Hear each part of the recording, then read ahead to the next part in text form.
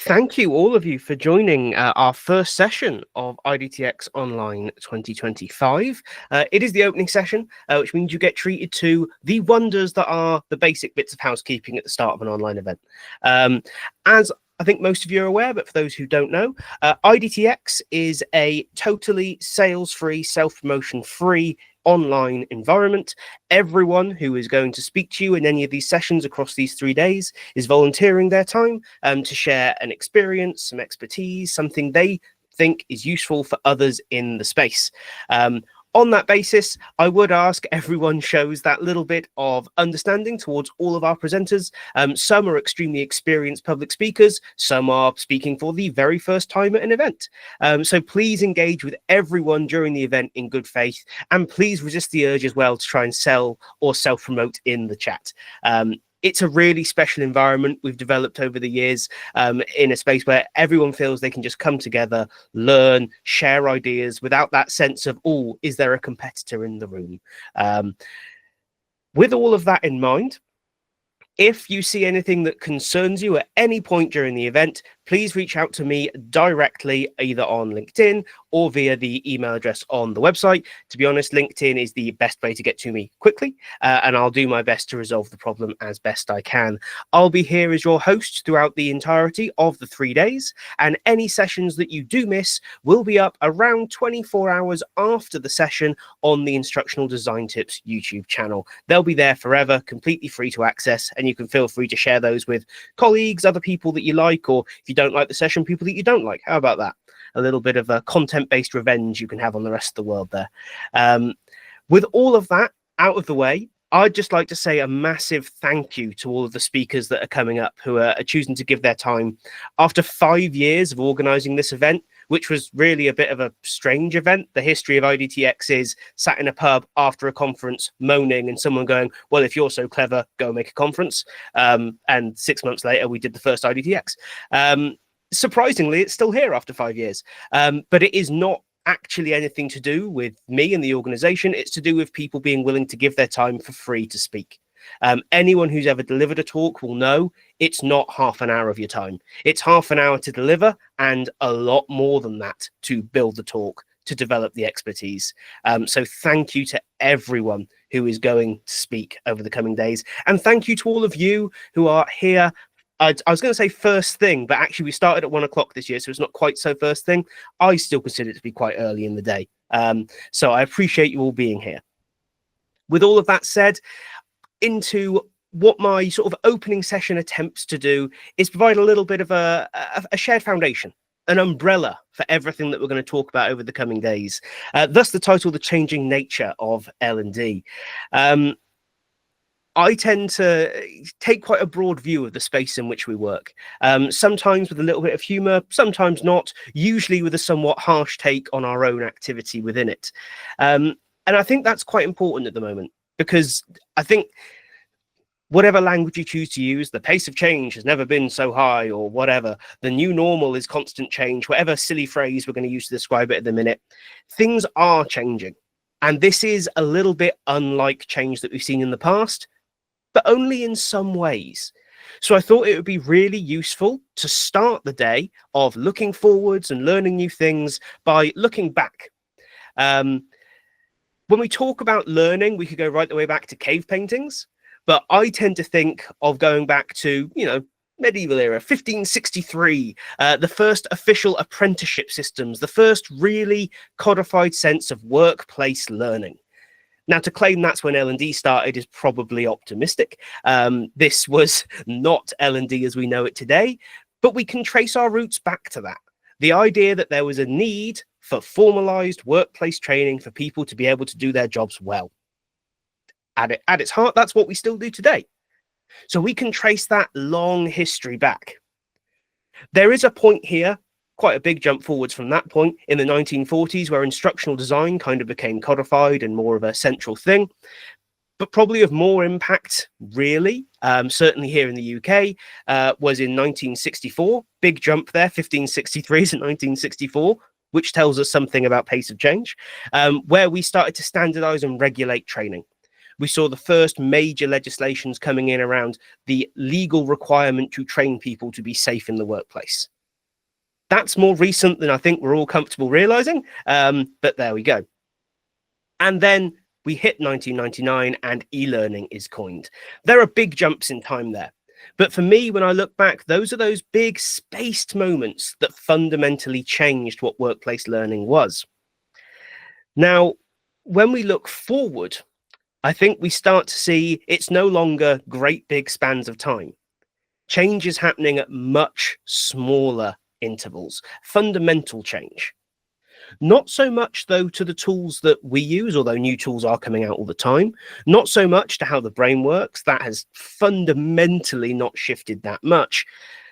But the world in which we operate is fundamentally changing. Because L&D does not exist in a vacuum. None of us just do our own thing. I'd love to hear in the chat as well, what's the biggest change you've seen in your, I would say, workplace operating environment? So some of you will be freelancers. That in the last kind of 12 months, what's been the biggest change that you've seen?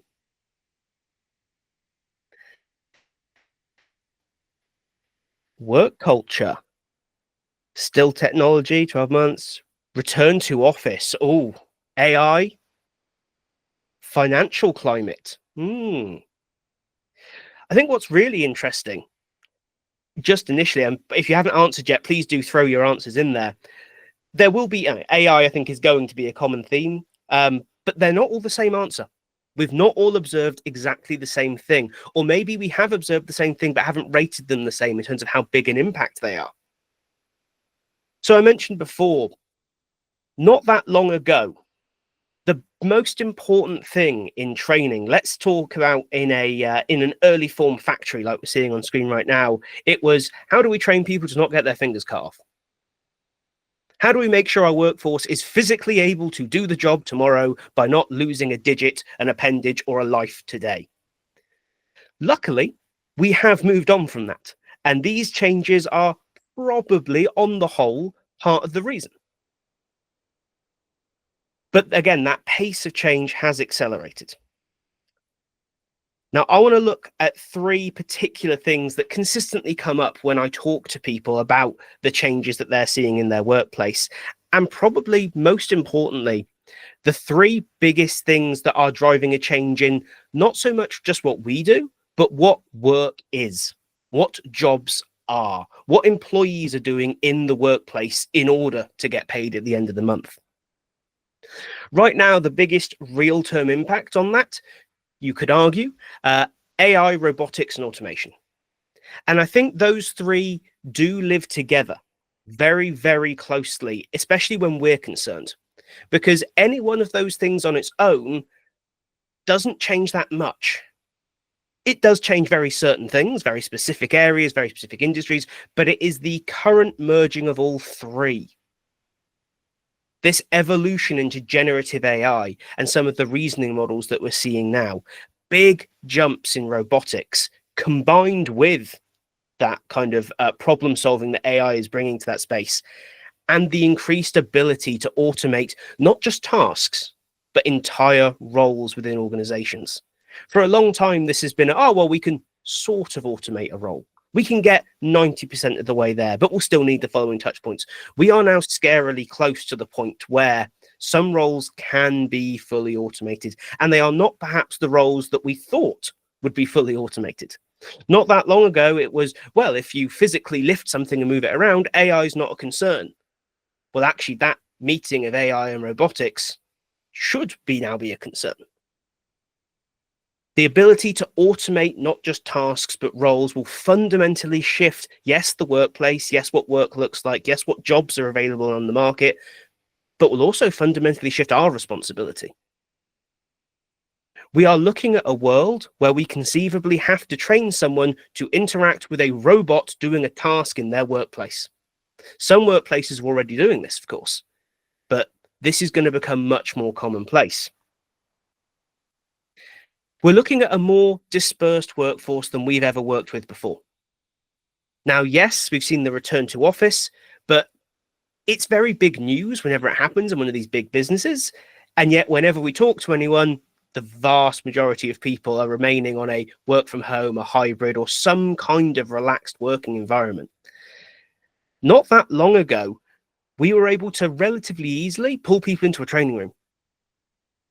And I say not that long ago, I'm thinking 6 years ago, 7 years ago, let's say. It was not a stretch to say we're going to pull everyone into the training room for a one-day training or a half-day training, whatever it might be. That is now a humongous ask. For a long time, the get everyone in the training room has been a fundamental foundational block of how we deliver effective training in many organizations. And that has now become incredibly high cost, relatively high risk, and a big ask for employees to travel. And the third real big disruptor right now seems to be skill transformation. Technical skills have for a long time been seen as well worth learning. They're something that will stay with you. Learn to code. Not that long ago, that was golden advice to every student. If you don't know what to do, learn to code. You'll have a job for life. Whoops. That's turning out to not quite be the case. Technical skill lifetimes are getting scarily short.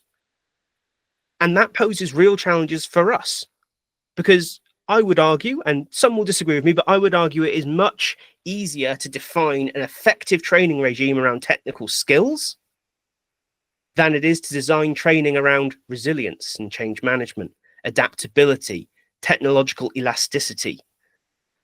These are concepts that we probably all know about, we probably all try and exhibit, but many of us have never had to deliberately train into people who do not already exhibit these fundamental skills at the point of hiring. This skill transformation is also somewhat generational about our relationship with technology. And by this, I don't mean older generations are being left behind by technology and younger generations just inherently aren't. We know that's just not the case. In fact, we're seeing a very interesting phenomenon right now where technical skills, i.e. the use of real computers, real devices, new software, is being adapted to much more easily by the slightly older generations in the workplace, while the newer generations are coming in for the first time and going, keyboard and mouse, this is actually a new interface for me. Why is everything not touchscreen? Now, this is not universal, but it is a really important consideration that what we consider to be technology savvy, just because you used a lot of technology, is changing. We are looking at increasingly troubleshooting averse workforce. There's almost a learnt helplessness to the fact that technology now broadly works out of the box. Those of us that ever tried to connect to an early internet modem will know the joys of troubleshooting that for 6 or 7 hours to get to your favorite whatever website. That is no longer the reality of people joining the workforce. That inbuilt troubleshooting ability is not there. That inbuilt willingness to try technology and figure it out as you go is not there. And this is worrying because when we look at the broad conversation, be it on LinkedIn or wherever you have your conversations about workforce engagement, we see lots of people very casually saying, oh, we'll just experiment, try new things, fail fast, assuming everyone has the skill set that enables that in the workplace. Because for a long time, everyone has, and that is no longer a reliable fact within our organizations. Even if those skills themselves haven't transformed, we can no longer use our existing map of the skills world and assume that everyone enters the workforce with these things there already.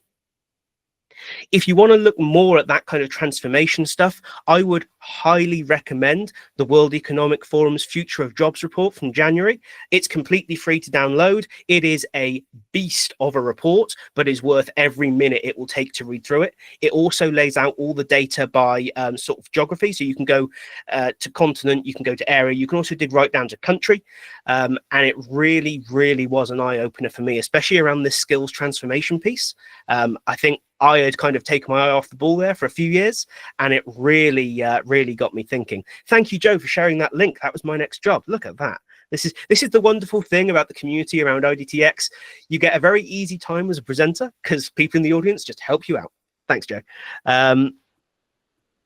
So Couple of my key takeaways, my key thoughts when I looked at this.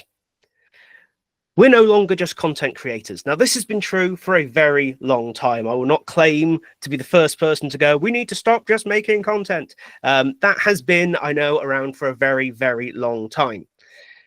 And I say that, but the minute we get a new technology, what do we tend to do with it?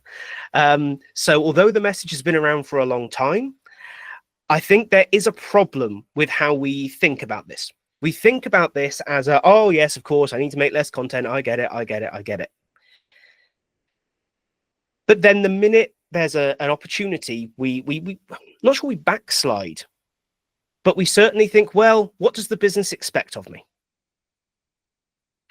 This isn't necessarily the argument about order taker versus not. I think that can get toxic quite quickly. The idea of saying no to the business all the time, I don't know, that seems like a very good way to be unemployed relatively quickly. Having a more detailed conversation with the business, though, is where this really needs to go.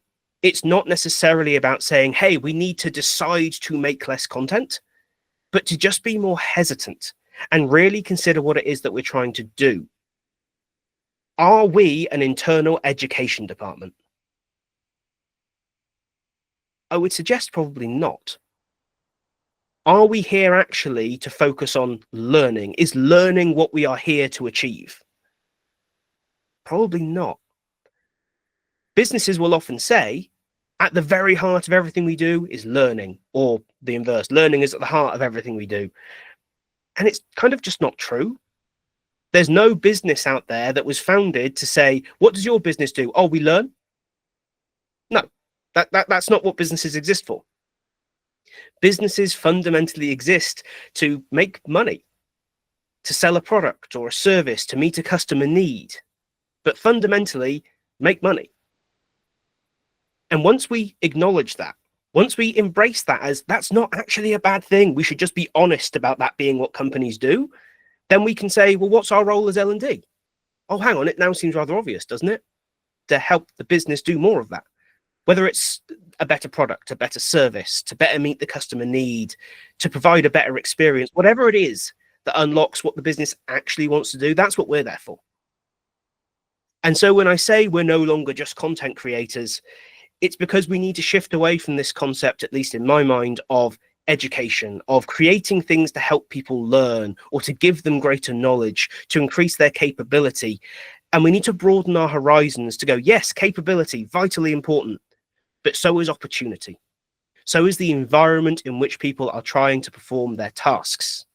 This is nothing new.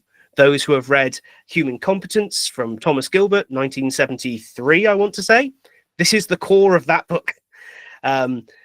When we're looking back to the 70s and going, oh, look at that, we had it right then, but we're not doing it now, we need to really stop and think. Yes, there's exciting advancement. Technology can solve loads of problems for us, but if the fundamental idea behind what we're doing has a flaw, we might need to roll back a little bit. So this really just carries into my sort of second expectation around course providers to performance architects. We've really got to, I think, have a bit of a shift there from that education to that performance architects or performance facilitation. We often talk about how we're going to help people learn. We're going to create learning. I struggle with that language a little bit. I prefer to say, I know not everyone likes it, but training. We create training, or we create opportunity to learn at best. We can't create learning. And learning should only ever be that stepping stone piece. It's also, I would argue, the lesser of what we should be doing. Those environmental changes we can advise the business on are so much more impactful. And think about it this way. If you create a course or an e-learning or a learning resource even, it will only impact the people who engage with it. So every individual employee has to then engage with your training intervention. However, you make an environmental change, you change a process. You change where a button is on a screen, which remains my favorite story. You change a button where it is on a screen, suddenly it's easier to complete the task correctly. You don't have to go around and train people massively. You just tell everyone in a comms, the button is now there. In fact, they'll see that when they next use the system. They can't really go wrong. Suddenly, performance goes up through a single universal change. Environmental change, when we can achieve it, is going to be the most efficient way we can improve performance in our organization, not through training. Now, that's very easy to say and extraordinarily difficult to achieve. I will acknowledge that right now. There is a huge gulf in our organizational kind of lever pulling between what most of us can achieve today and being able to make widespread environmental change.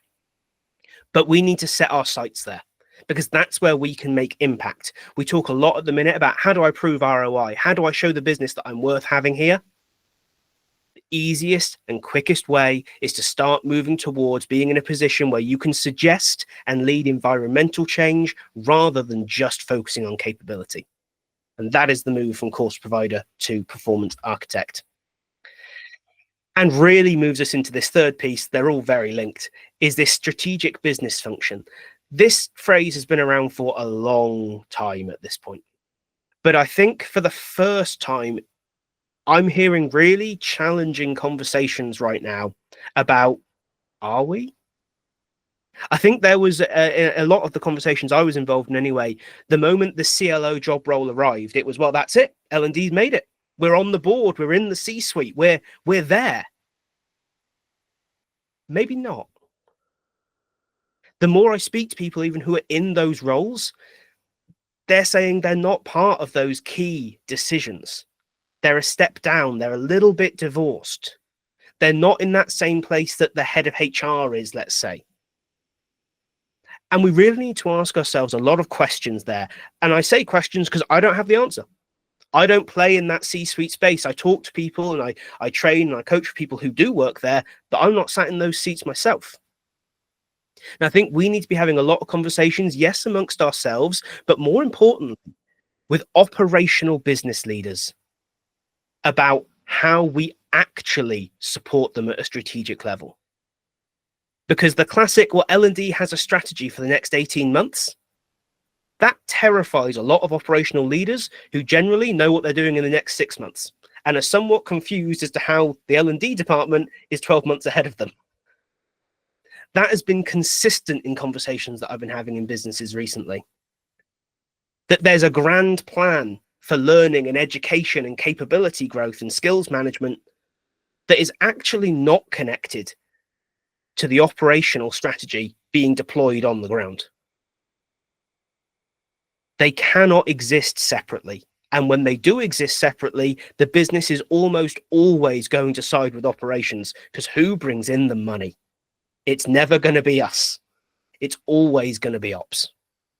So getting closer with our partners in the operational parts of the business is key. I think this is one of the dangers of the stronger, more separated L&D department.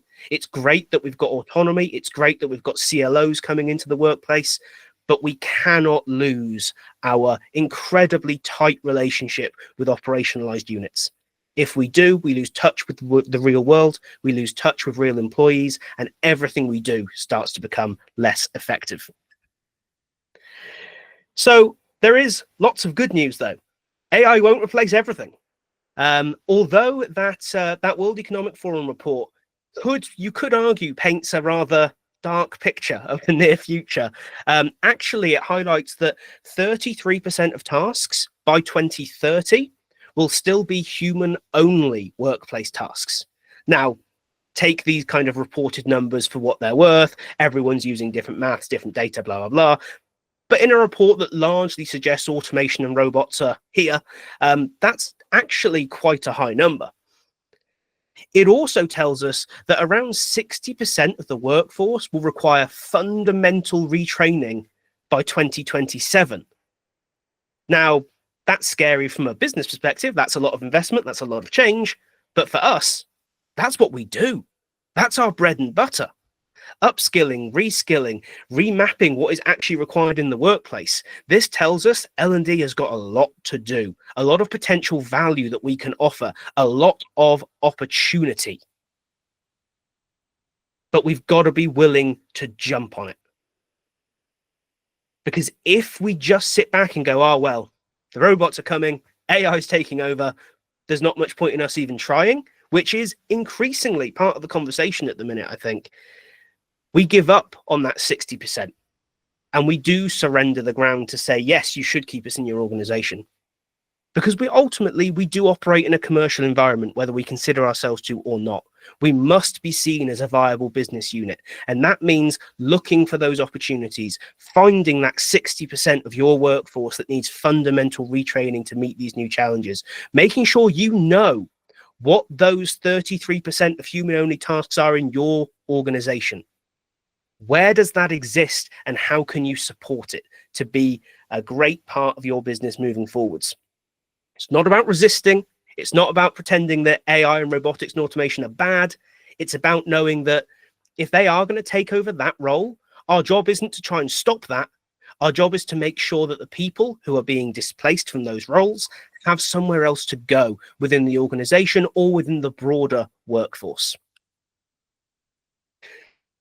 So just to round up on there, the real big things here are less focus on static skills, greater focus on environmental factors around performance, training capability over role. Roles are going to change more rapidly than they ever have before, so we need to make sure people have that ability to move more easily between them.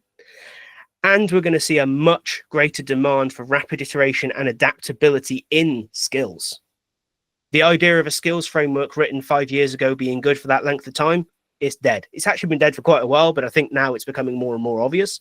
We are going to see skills frameworks and taxonomies that change on a almost sort of daily, weekly, monthly basis as different things, different technologies, different workplace environments emerge. So the last thing here is really just to acknowledge we started with the world of work is changing, but probably more importantly to us right now, our role is changing. Our role is evolving. It's not a threat, it's an opportunity. I've always said L&D is almost singularly placed within an organization because we get to touch everything. Every person, every function, every operation of the business, we have an opportunity to support, an opportunity to improve. That has never, and probably, hopefully, will never change. The only time we don't get to do that is when we back away from it, when we fail to tack on to those opportunities. Which leads us into this event again. This event ultimately is about grabbing opportunity. It's about coming together and learning from practitioners and leaders from across our industry. There'll be some technology, there'll be some facilitation, there'll be some theory, there'll be some science, there'll be so many different topics covered. And some of it you'll love and some of it you'll find completely irrelevant and not for you. And that's okay. Find the stuff that you want to attend. Though I would encourage you, if you find something maybe that's not to your liking right now, but tangential to what you're doing, if you can't come along live, consider watching it. Because sometimes it's the sessions that you don't think are for you that throw something out there that you realize you really needed right now, or discover that you need in a month or so's time. That's why the recordings are always available. So that brings me to the end of my opening session. You won't hear any more big, long, rambling nonsense talks from me, I promise. I will just be here to introduce and facilitate moving forwards. I can see there's a couple of points that have come up. Oh, the chat's been really active. Thank you all for getting involved. Oh, Joe's asked a question. Does this mean things like skills frameworks, internally or industry written, will be out of date? Should we ignore them now? Oh, that's it. So I'm a big fan of a skills framework, but I do think we need to change how we do them. The days of it being a big Excel spreadsheet, which is still the reality in a lot of organizations, that doesn't work anymore. I think, in fact, well, here we go. Phil is the skills man in the chat. I've worked with Phil at a couple of places and we've had some good conversations about skills. I think skills frameworks are still essential. I think they're going to have to be much more adaptable, much more a living document and no longer guarded by the L&D department. They are going to have to be contributed to by everyone involved. And I think part of that's going to be tech. Part of that's going to be, the ability of, whether it's an AI, machine learning, I don't want to get into the technical arguments either way, but whatever, looking at what's actually going on in your business should advise more of your skills framework. Whereas I'm sure we've all been in the place where an L&D department has built it, having really not ever been to the work environment. So it's a very theoretical framework. It needs to be closer to operations, needs to be more adaptable. But yeah, it is going to fundamentally change, and we certainly can't rely on it long term anymore. But I don't have the answers for that at all, I'm afraid. I can kind of highlight some of the challenges, but it's not my particular area of expertise to tell you what the fix is going to be on this one.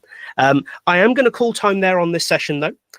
Thank you all so much for joining us for this opening session. I hope to see you in some of our next sessions, of course, over the next 3 days. Please do come along, show your support for the speakers, and share the things that you've learned on social using that hashtag IDTX online, all one word, and then we can all link it together at the end. Thank you so much for your time, and we will see you in half an hour for our next session with the wonderful Polly Watt.